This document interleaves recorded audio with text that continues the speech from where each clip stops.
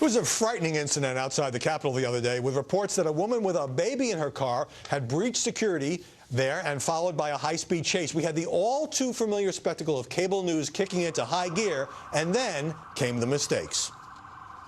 A very rapidly moving, frightening scene, shots fired, apparently now we know by law enforcement in an effort to stop that car.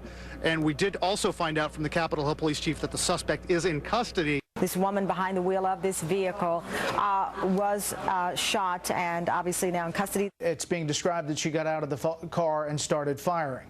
That's where we are. She is in custody, according to two sources.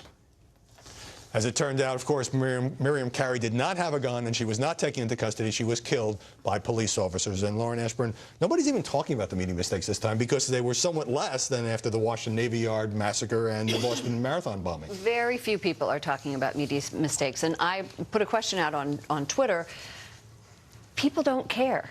They expect it. They expect that we, in the media, are going to get it wrong. And I think that's a very sad commentary on where we are in journalism. There's a reason that we rank lower than lawyers on the popularity scale. The bar is so low that people don't expect us in these fast-moving situations to have the facts straight. They feel like it's going to shake out, right? And then the source reporting, where you report sources say or authorities say, people take it with a grain of salt now. They know that eventually the story will shake out. Bob Beckel, it took about 48 hours, seems to me, for some in the press to start asking the questions of, you know, did the police overreact? Why was this woman killed? Because she was unarmed. At the same time, of course, they have to make split-second decisions. Well, yeah, they make split-second decisions, but there were a lot of them. They were surrounding this car. There was a baby in the back. They could have seen that. They didn't broadcast the other police chasing her after that. I think the police got a pass here, and I think the media got a black eye, but it also got, in my view, a black eye for not covering the police.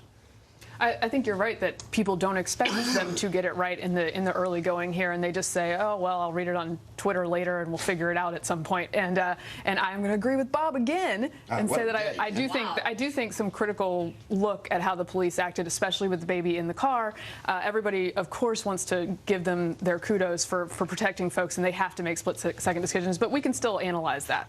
But back in the 90s, I covered on Capitol Hill the shooting of Capitol Hill police officers inside the Capitol. Right. It was a story that went for days. Covered the Navy Yard shooting. It was also a story that went for maybe a day and a half. And then this story, shots outside the Capitol, half a day, right? We had sort of a half a day. The Boston Marathon coverage went. It went on for about 2 weeks solid. Now it's nothing. Is it because there was a political debate surrounding the Boston bombing? Of course, the question about how the bombs were obtained, and inevitably there's a gun control question.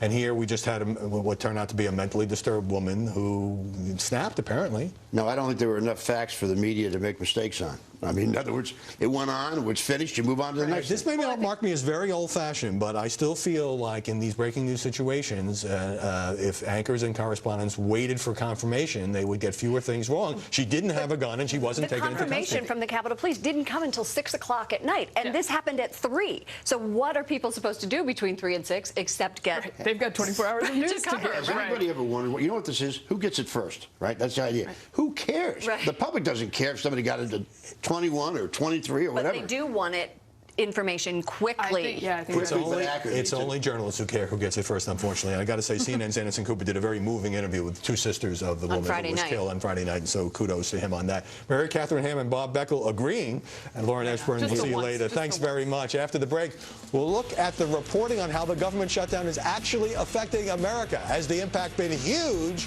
or hype?